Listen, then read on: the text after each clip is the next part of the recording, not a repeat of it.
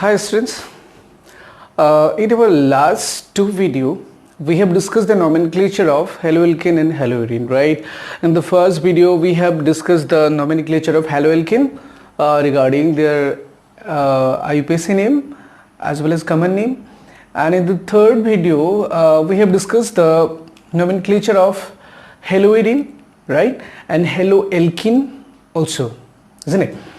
So one more nomenclature is left here, and that is for dihaloalkane. Okay, dihaloalkane, okay, containing same halogen. Clear? Same halogen. That is what we will have two halogens. Clear? And both the halogen will be what your same. So in this case, what will be the nomenclature process or how we can name them? Let's have a look on this for. Okay. So let's start this. So what says, when we are talking about the same halogen present on the alkane compound, we can say, right? Suppose they can be of two different type. If they can be of two different type. And consider this is one where I am having two halogen here, okay, and this can be another where I can have both the halogen here. Clear? So they can be of two different type. Now when we are having this configuration of this structure, which means to say that both the halogen atom are on the same carbon atom. They are attached on the same carbon atom, and in another structure, in another form of compound, the two halogens are attached to the nearest carbon atom, which is known as adjacent carbon. So now what they are, or what is the name of this two different type of compound, or how we will name them, we will look after that. Now what says, when we are talking about this configuration of this structure, they are known as geminal halides. Clear? And they are known as vicinal halides. Clear, guys? That means geminal are two halogen atom present on the same carbon atom, two halogen atom present on the adjacent carbon atom. They are now called our vicinal halides. Clear? Now what are the naming process here? So both are organic, so they will have common name as well as IUPAC name also, isn't it? Now regarding this, IUPAC name is same, right? IUPAC name, there is no difference in IUPAC name. In both the cases we will have IUPAC name as dihaloalkane, correct? Or here also we will have IUPAC name dihaloalkane. Clear? And we will mention the position here.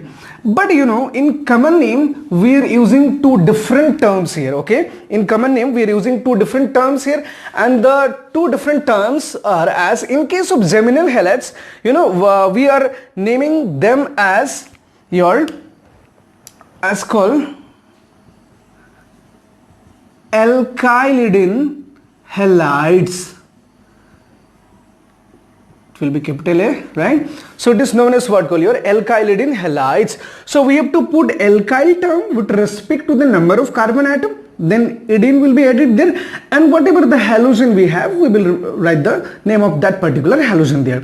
And in case of vicinal halides, they are named as alkylin dihalides. Clear? They are known as alkylin dihalides. So this is what we have left in our earlier classes. So I just remember this, and I just want to make you guys know about these things. Clear? So let's have one of the example, right? Then we will proceed to the next part. Okay. Say regarding this example, we will have one compound. Say CH3CH. ClClH. Clear? Now this is what our geminal dihalide. So when we are talking about geminal dihalide, so what we know is that the common name is our alkylidin halides. Now when we are talking about alkyl, what is the number of carbon atom? 2. So what will be the alkyl term? Ethyl, right? Then put rest of the term. leading. Then what? Halide. What is the halogen there? Chloride. So we will put word chlorides. Clear, guys? Then what? So in case of IUPAC name, so we have to find out what? Number of carbon atoms. So it will be 1. It will be whatever? 2 carbon, right? So what? As both the halogen are present on the same carbon atom, so we have to mention the position twice. Okay, there are 2, so this way twice. So 1, 1, then what? Dichloro. So 2 carbon, we will use what? Ethane. I think you guys have got these things right. Now another one, vicinal one. So let's have one of the example here also. Say CH2, say I'm having bromide here, okay, or bromine here. Now what? So common name what? If you talk about the common name, alkyl. So again 2 carbon, so ETHYL, ethylene, right? ENE. Clear? Then dihalides. Then what? Dihalides. So what is the halogen here? So dibromides. Clear, guys? Ethylene word, dibromides. So that's it. Now what? IUPAC name. So when we are talking about IUPAC name again, now here also, so it can be 1, it can be 2, right? So this can also be 1 or it can be 2. So in both the carbon, in 1 and 2, 2 halogens are there. So it will be what? Your dibromo, and because of the 2 carbon atom, so what? The alkane term will be what? Your ethane. So this part we have left. Clear? So I think you guys have understood these things, right? So try to go through these things. Okay, one more. Okay, the next topic here which I am supposed to discuss is what called your nature of carbon halogen bond. Clear? Nature of carbon halogen bond.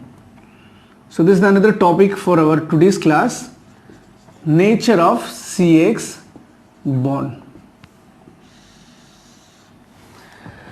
Now look, basically we will discuss these things in case of haloalkane or alkyl halide only.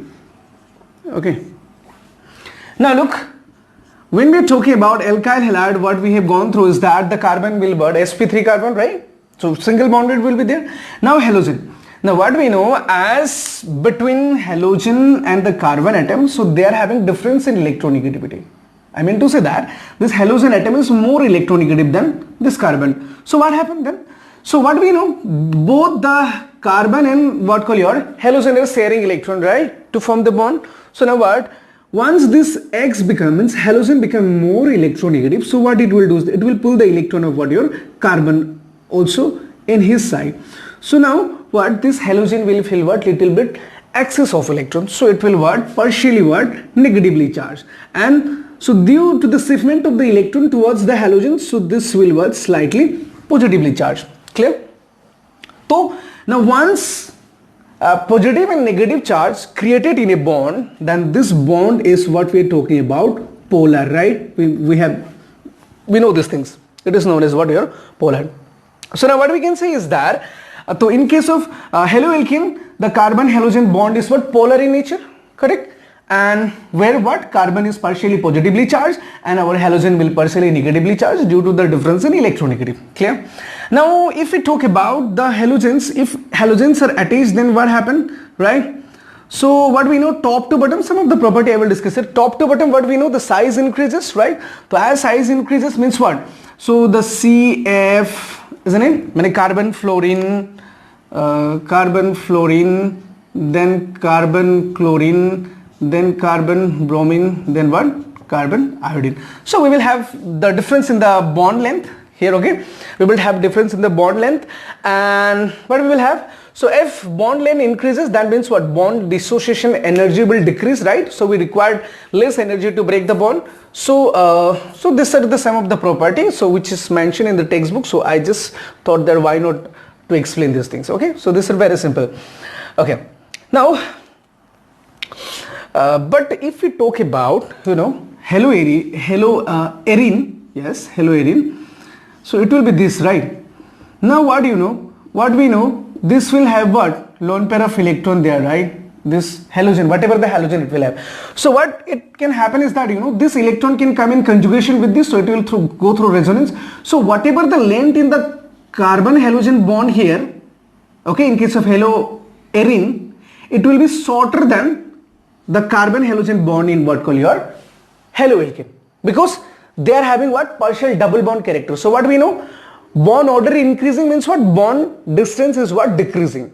So double bond, if it is having double bond character, so then it will what? Shorter one. And as here double bond is not possible because no conjugation will be there, right? So it will, we have, if I shift this, if you're thinking about this, if you shift this electron here, we have to break the bond somewhere, right? So which is not possible. We can't do that, isn't it?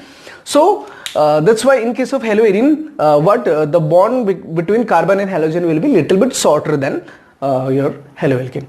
So this is the class for today. Okay, so this is a small topic which I just finished. I just want to finish these things, and in tomorrow's class, you know guys, we will discuss the preparation. So reaction part will come. So be prepared for that. Clear? And do check the PDF notes for this. I will give the PDF notes in the description, and if you have not checked my earlier 3 classes, so you do check those videos. I have uploaded the PDF notes also there. Clear guys? So thank you for today. Okay, bye bye.